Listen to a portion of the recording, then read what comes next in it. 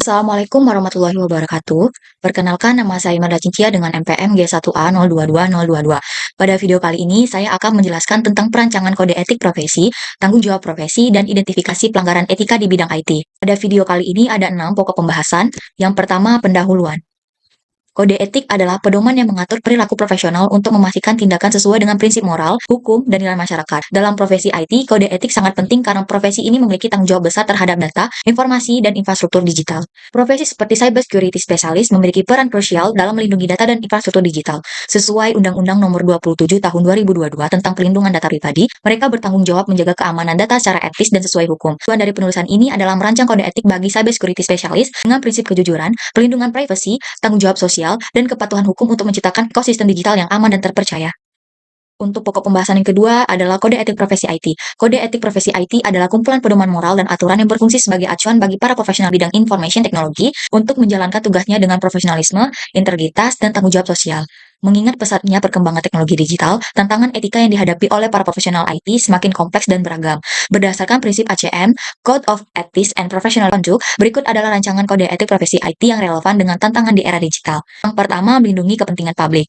Cyber security specialist harus memprioritaskan kepentingan publik dalam setiap tindakannya, seperti melindungi infrastruktur digital, mencegah kerugian akibat serangan cyber, dan memastikan sistem yang digunakan masyarakat aman serta berfungsi dengan baik. Setiap keputusan harus mempertimbangkan dampak sosial dan risiko terhadap masyarakat. Yang kedua, menghindari kerugian.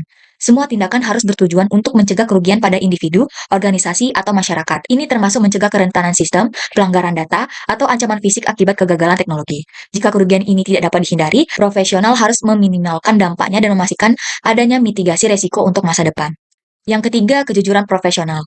Kejujuran adalah dasar kepercayaan dalam profesi ini. Cyber security specialist harus memberikan laporan yang akurat, tidak memanipulasi hasil kerja, dan bersikap transparan kepada klien atau organisasi. Mereka juga harus menghindari klaim yang tidak dapat dibuktikan dan memastikan semua tindakan sesuai dengan standar etika. Yang keempat, melindungi privasi dan data pengguna. Cyber security specialist memiliki tanggung jawab besar untuk menjaga kerahasiaan dan keamanan data pengguna. Data pribadi hanya boleh dikumpulkan, simpan, dan digunakan untuk tujuan yang sah, serta dengan persetujuan pemilik data. Data harus dilindungi dari penyalahgunaan pencurian atau akses yang tidak sah. Yang kelima, menghindari konflik kepentingan. Profesional harus menghindari situasi di mana kepentingan pribadi dapat mempengaruhi objektivitas pekerjaan. Misalnya, tidak menerima kontrak dari pihak yang memiliki hubungan dengan pelanggaran keamanan yang sedang ditangani atau memberikan penilaian yang tidak independen. Yang keenam, meningkatkan keamanan sistem secara berkelanjutan. Keamanan sistem adalah proses yang terus berkembang. Cyber security specialist harus berkontribusi aktif dalam pengembangan teknologi, pembaruan perangkat lunak, dan evaluasi rutin sistem untuk mengidentifikasi serta memperbaiki kerentanan. Yang ketujuh, menghormati kekayaan intelektual. Profesional harus menghormati lisensi perangkat lunak, hak cipta, paten, dan metode perlindungan kekayaan intelektual lainnya. Mereka juga harus memastikan penggunaan perangkat lunak dan data mematuhi peraturan hukum serta tidak merugikan pemiliknya. Yang kedelapan, bersikap adil tanpa diskriminasi. Cyber security specialist harus menjunjung tinggi nilai keadilan tanpa diskriminasi berdasarkan ras, agama, gender, orientasi seksual, atau kondisi fisik. Dalam memastikan aksesibilitas teknologi, mereka juga harus mempertimbangkan kebutuhan kelompok rentan atau kurang terwakili. Yang kesembilan, meningkatkan pengetahuan dan keterampilan secara berkelanjutan. Dunia keamanan cyber terus berkembang, sehingga pentingnya bagi cyber security specialist untuk terus memperbarui pengetahuan dan keterampilan melalui pelatihan, sertifikasi, serta keterlibatan dalam komunikasi profesional untuk berbagi wawasan dan menghadapi tantangan baru. Yang ke-10, melaporkan dan menangani ancaman secara bertanggung jawab. Ketika menemukan kerentanan atau ancaman yang berpotensi membahayakan, cyber security specialist harus melaporkannya kepada pihak berwenang dengan cara yang profesional. Pelaporan harus menjaga kerahasiaan dan hanya kepada pihak yang relevan. Langkah mitigasi harus segera diambil untuk mencegah dampak yang lebih besar. Pokok pembahasan ketiga, tanggung jawab profesi IT.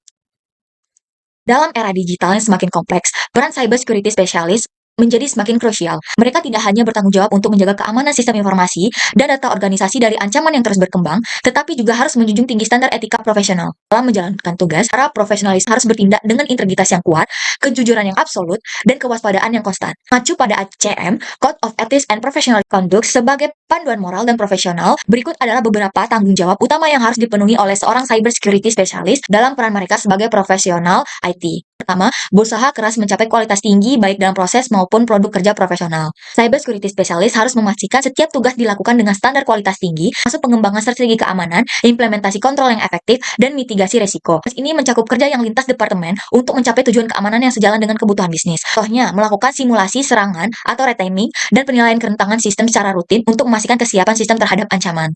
Yang kedua, mempertahankan standar kompetensi, perilaku, dan praktik etis. Profesional harus terus memperbarui keterampilan teknis mereka agar tetap relevan dengan perkembangan teknologi. Dan itu, menjaga etika dalam menangani informasi sensitif adalah hal yang wajib. Contohnya, mengikuti sertifikasi seperti Certificate Information System Security Professional, kita menerapkan prinsip need to know untuk membatasi akses informasi hanya kepada pihak yang berwenang. Yang ketiga, mengetahui dan menghormati peraturan yang ada terkait dengan pekerjaan profesional. Cybersecurity Specialist harus memahami dan mematuhi regulasi yang berlaku seperti General Data Protect Regulation untuk memastikan bahwa organisasi mematuhi standar hukum dan industri. Contohnya, melakukan audit kepatuhan secara berkala serta mengusulkan perbaikan jika ada ketidaksesuaian dan regulasi. Yang keempat, memberikan evaluasi yang komprehensif dan menyeluruh terhadap sistem komputer dan dampaknya. Profesional tanggung jawab untuk mengidentifikasi potensi kerentanan, menganalisis dampaknya, dan merekomendasikan langkah mitigasi yang sesuai. Evaluasi risiko ini harus dilakukan secara komprehensif untuk melindungi infrastruktur IT. Contohnya, menyusun laporan risiko menggunakan NIST Risk Management Framework yang mencakup rekomendasi mitigasi dan rancangan implementasi. Yang kelima, merancang dan mengimplementasi sistem yang aman dan dapat digunakan dengan baik. Sistem yang dirancang harus mampu melindungi data dan aset organisasi tanpa mengurangi produktivitas pengguna. Keamanan kegunaan ini harus seimbang. Contohnya, mengimplementasi autentifikasi multifaktor yang mudah digunakan seperti aplikasi autentifikasi di smartphone sambil memberikan pelatihan kepada pengguna. Yang keenam, menumbuhkan kesadaran dan pemahaman publik. Cybersecurity Specialist memiliki peran penting dalam meningkatkan kesadaran masyarakat tentang keamanan digital hingga mereka lebih waspada terhadap ancaman. Contohnya, mengadakan seminar, membuat panduan infografis, atau video edukasi tentang perlindungan data pribadi dan menghindari serangan phishing. Yang ketujuh, mengakses sumber daya komputasi dan komunikasi hanya jika diizinkan atau jika dipaksa oleh kepentingan umum. Seorang cybersecurity specialist harus menghormati hak akses terhadap data atau sistem hanya boleh dilakukan jika telah mendapatkan izin atau dalam situasi darurat yang memaksa. Semua tindakan harus terdokumentasi dengan baik untuk memastikan akuntabilitas. Contohnya, dalam kasus serangan ransomware, cybersecurity specialist dapat mengakses sistem yang terinfeksi untuk menghentikan penyebaran malware dengan izin dari pihak berwenang atau atas dasar kepentingan umum. Selanjutnya, pokok pembahasan yang keempat, pelanggaran etika IT. Seiring dengan perkembangan teknologi, ancaman terhadap pelanggaran etika IT semakin meningkat, memerlukan perhatian serius dari profesional cybersecurity. Meskipun tugas utama seorang cybersecurity specialist adalah melindungi sistem dan data, beberapa pelanggaran etika seperti penyalahgunaan kewenangan dan data terjadi. Analisis ini akan membahas 3 kasus nyata pelanggaran etika mengacu pada kode etik yang telah dirancang serta solusi untuk mencegahnya. Pada kasus pertama adalah peretasan dan penyalahgunaan data oleh Edward Snowden. Edward Snowden adalah seorang mantan kontraktor National Security Agency membocorkan data rahasia pemerintah Amerika Serikat pada tahun 2013. Snowden mempublikasikan informasi tentang program pengawasan massal yang dilakukan oleh NSA, termasuk pelacakan komunikasi telepon, internet warga negara tanpa persetujuan. Kode etik profesi cybersecurity specialist sangat jelas dalam hal tanggung jawab terhadap keamanan data dan privasi pengguna. Dalam hal ini, pelanggaran yang dilakukan bertentangan dengan beberapa prinsip dasar kode etik, di antaranya, yang pertama, melindungi kepentingan publik. Snowden mengklaim tindakannya untuk melindungi kepentingan publik dengan mengungkapkan pelanggaran hak privasi oleh pemerintah. Namun, tindakannya memicu perdebatan mengenai batasan perlindungan publik versus pelanggaran keamanan nasional. Yang kedua, melindungi privasi dan data pengguna. Tindakan pengawasan massal oleh NSA melanggar privasi pengguna, tetapi Snowden juga melanggar etika dengan membocorkan data tanpa otorisasi. Yang ketiga, melaporkan ancaman secara bertanggung jawab. Snowden tidak melaporkan ancaman melalui saluran resmi yang diatur, melainkan langsung mempublikasi data ke media yang meningkatkan resiko keamanan. Untuk itu, ada 3 solusi pencegahan. Yang pertama, pemerintah dan organisasi harus menyediakan jalur pelaporan pelanggaran yang aman dan transparan, seperti hotline independen atau platform digital transkripsi.